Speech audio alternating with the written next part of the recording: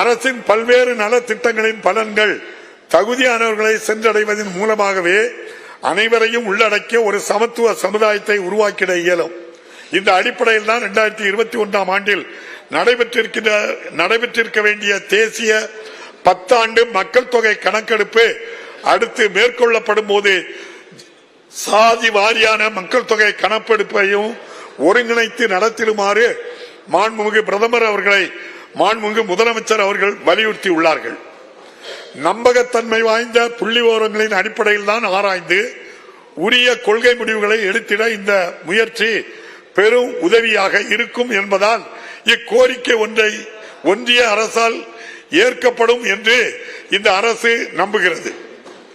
சமத்துவம் மற்றும் அனைவரையும் உள்ளடக்கிய சமூகத்தினை உறுதி செய்த நோக்கத்தின் ஒரு பகுதியாக கடுமையாக பாதிக்கப்பட்ட மாற்றுத்திறனாளிகளுக்கான மாத உதவித்தொகையை ரூபாய் 1500 இருந்து ரூபாய் 2000 மாற்றுத்திறனாளிகளுக்கான ஓய்வூதியத்தை ரூபாய் 1000 இருந்து 1500 இந்த அரசு உயர்த்தி வழங்கியுள்ளது. தமிழ்நாடு மாற்றுத்திறனாளிகள் நல வாரியத்தில் மருத்துவ உதவி, விபத்தால் ஏற்படும் மரணத்திற்கான இழப்பீடு போன்ற உதவிகளும் நடப்பாண்டில் 2 மடங்காக உயர்த்தப்பட்டுள்ளது. இத்தகைய முயற்சிகள் மூலம் 10,11,000 மாற்றுத்திறனாளிகளுக்கு தேவையான வசதிகள் வழங்கப்படும்.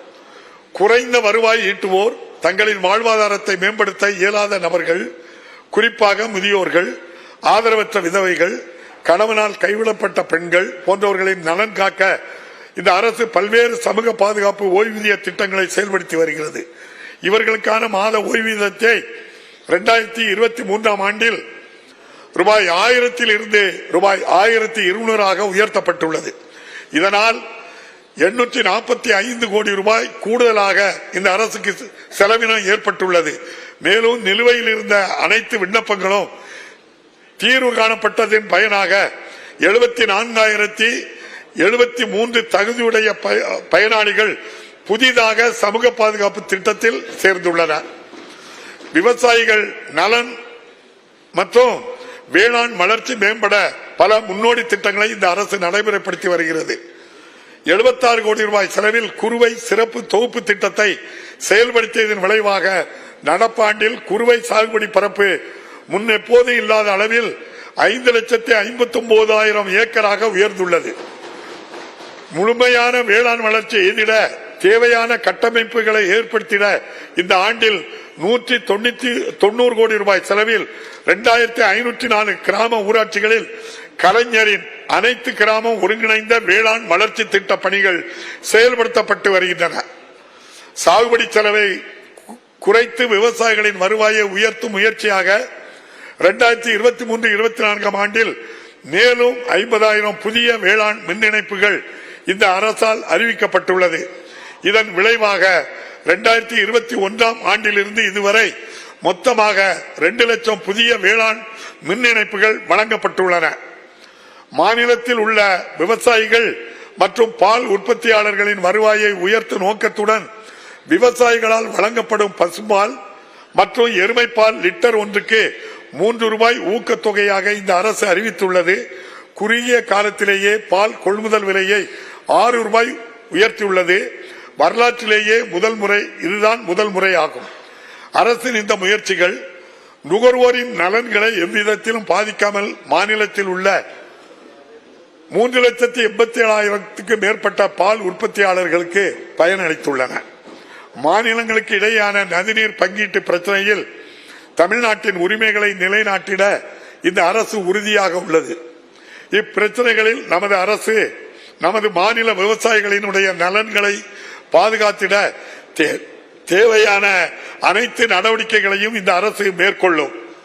மாண்புமிகு உச்சநீதிமன்ற உத்தரவின்படி காவிரி நதிநீர் மேலாண்மை ஆணையம் நதிநீர் பங்கீட்டிற்கான அறிவியல் ரீதியான கணக்கீட்டை உருவாக்க வேண்டும் என்று தொடர்ந்து வலியுறுத்ததோடு காவிரியில் மேகதாது அணை கட்டுவதை தடுக்க தேவையான அனைத்து முயற்சிகளையும் முன்னெடுப்போம்.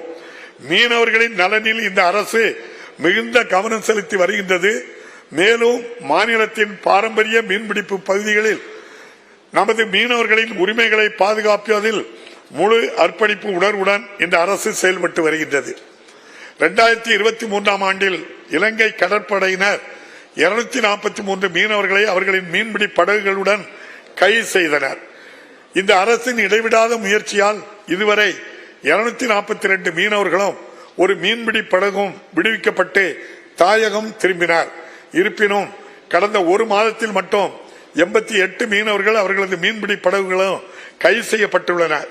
தூதரக அளவிலான வழிமுறைகளை பின்பற்றி மீதமுள்ள மீனவர்களையும் மீன்பிடி படகுகளையும் உடனடியாக விடுவிக்க பிரச்சனைக்கு நிரந்தர தீர்வு காண ஒன்றிய அரசை இந்த அரசு தொடர்ந்து வலியுறுத்தும். மாநிலத்தின் பல்லுயிர் வளத்தை பாதுகாப்பதில் இந்த அரசு உறுதியாக உள்ளது. இந்த நோக்கத்தோடு மாநில விலங்கின் வாழ்விடத்தை பாதுகாக்க மாண்புமிகு தமிழ்நாடு முதலமைச்சர் அவர்களால் நீலகிரி வரையாடு திட்டம் தொடங்கப்பட்டது. மேலும் மாண்புமிகு முதலமைச்சர் அவர்களால் தாவரங்கள், விலங்கினங்கள் மற்றும் கடல்வாழ் உயிரினங்களை சட்டவிரோத கடத்தலை தடுக்கும் வகையில் தமிழ்நாடு வனம் மற்றும் வனவிலங்கு கட்டுப்பாட்டு மையம் ஒன்று அமைக்கப்பட்டுள்ளது. இத்தகைய அமைப்பு ஒன்று ஏற்பட்டுள்ளது நமது மாநிலத்தின் வனவியல் பாதுகாப்பு வரலாற்றில் ஒரு புதிய மைல்கல் ஆகும். மீண்டும் மஞ்சப்பை தமிழ்நாடு பசுமை காலநிலை நிறுவனம் மற்றும் சுற்றுச்சூழல் வீராங்கனைகள் ஆகிய நமது அரசின் 3 முன்னோடி முயற்சிகளும் ஒன்றிய சுற்றுச்சூழல் காலநிலை மாற்றம் மற்றும் வன அமைச்சகத்தால் சிறப்பான நடைமுறைகளாக அங்கீகரிக்கப்பட்டு அண்மையில் துபாயில் நடைபெற்ற சர்வதேச மாநாட்டில் COP28 காட்சிப்படுத்தப்பட்டு உலக அளவிலான அங்கீகாரத்தை பெற்றுள்ளன.